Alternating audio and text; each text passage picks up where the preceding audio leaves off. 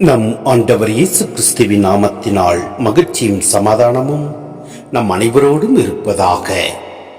2 கொரிந்தியர் 1:18-22 முடிய, நான் ஒரே நேரத்தில் ஆம் என்றும் இல்லை என்றும் உங்களிடம் பேசுவதில்லை.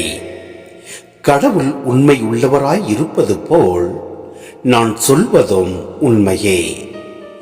நானும் சில்வானும் தீமோத்தேயுவும் உங்களிடையே இருந்தபோது நாங்கள் அறிவித்த இறைமகன் இயேசு கிறிஸ்து ஒரே நேரத்தில் ஆம் என்றும் இல்லை என்றும் பேசுபவர் அல்ல.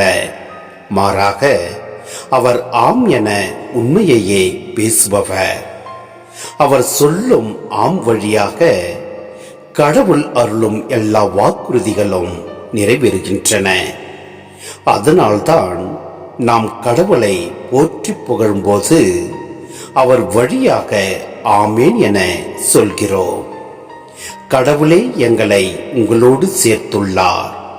இவ்வாறு கிறிஸ்துவோடு நமக்கு இருக்கும் உறவை அவர் உறுதிப்படுத்துகிறார். அவரே நமக்கு அருள்பொழிவு செய்துள்ளார். அவரே நம் மீட்பை உறுதிப்படுத்தும் அடையாளமாக தூய ஆவியை நம் உள்ளத்தில் பொழிந்து நம்மீது தம் முத்திரையை பதித்தார். சிந்தனை: கடவுளின் வாக்குறுதிகள் இயேசுவில் செயல்வடிவம் கண்டன.